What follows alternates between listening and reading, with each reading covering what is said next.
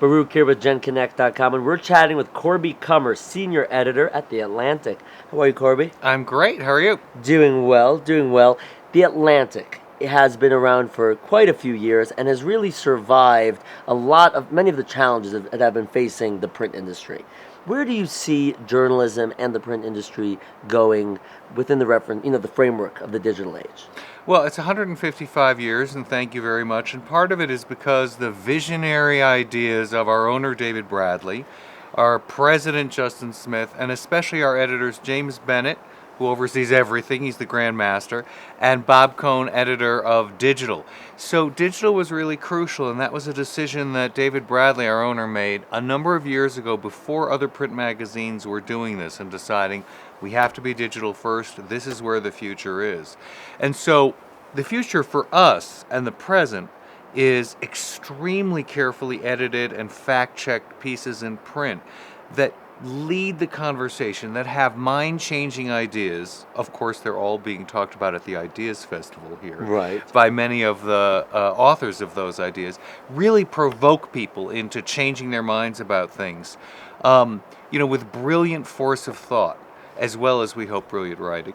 And then in the web piece, we have fantastically frequent reported pieces by an unbelievably smart and talented young staff, about your age, I would say, only a little bit older, and on top of everything, constantly seeing everything, writing fresh analyses, and then a lot of outside contributors who have the authority that we look for and that people look for in the Atlantic. Now, you have chosen to focus on food in a lot of your writing. Yeah. When did that become your focus? When did you know that you wanted to become a food writer? I never knew it. I knew that I loved editing first. That's what I really do. I edit politics and science and everything else. But for food, I love the people who make food. They care. It's chefs, yes, but it's also, plain people working in schools, artisans working in the middle of nowhere to make a good cheese, people who care about picking California walnuts in the right way and having them served really fresh and beating the whole industrial supply chain. And those are the people I've wanted to champion from the beginning. And they care so much about the people they're serving and the land that they farm. It is interesting. The food business or food personalities have become so much more popular in the mainstream over the last several years, wouldn't you say? Yeah, it's astonishing. It's amazing. Astonishing, first of all, the role that chefs have taken, which I'm going to be celebrity chefs thinking a lot more about. Yeah, celebrity chefs, they occupy this role of authority. What I love is that people your age and sort of people who are running the website at The Atlantic, they care about food as one of their primary issues. And when I say food, I don't mean in the old-fashioned, is it good? Do I like this way? But has it been grown by people who are treated well? Fair treatment, fair wages, humane treatment of workers is what I care about most, especially in big industrial farms. That's kind of one of my causes. And then, is the environment treated right? Are the people who raised this, do they care about it, first of all? But second, if I have to buy an industrially processed product, did the industry care about the humanity of the animals, if it's chicken or if it's meat? Do they care about the health of the workers? So are they raising it without pesticides? So there are all these issues that kids in college, they care enormously about. It used to be a second or third tier, if anywhere, on people's radars. So how has food ascended those tiers?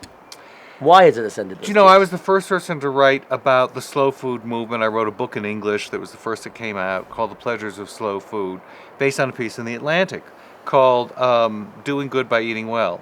And they were the first people to put together the idea that without environmental concern and social justice, food can't be really worth eating. And those are the things that you have to think about behind every food stuff. And now there are these food studies departments in universities. They never existed before. NYU started in about 1996, along with Metropolitan College in Boston. Now they're taking off everywhere. People choose schools by, when you went on your college tour, I wonder if the cafeteria was a big point of salesmanship for the school. In my case, not so much. Aha, but you went anyway. Yes. I find that colleges help sell themselves on their food. Right, and they should. Well, they should, and what the kids should care about is how much is locally sourced, how much is sustainably farmed, if they care about the way the fish are raised, the way the animals are treated. All of this is just crucial. And this is what young people should be caring about. Not just should be, they are. And they're making it a big part of what they purchase and where they go. And I think it's great, and I want to keep encouraging it. What is the next big idea in food? The next big idea in food is going to be finding a way to take these concerns that have been among a kind of elite educated young people and an elite that cares about its health and making sure that everyone can afford them. That's an enormous next step. That's what the next big idea has to be. Making sustainably raised fresh produce, which we're all preaching in our preachy, smug, superior ways, because we can afford to go out and buy it and eat it. We have to make it affordable for everybody to go out and buy and eat. Corby Kummer, thank you so much. Thank you. And for more with Corby Kummer and The Atlantic, be sure to check out genConnect.com.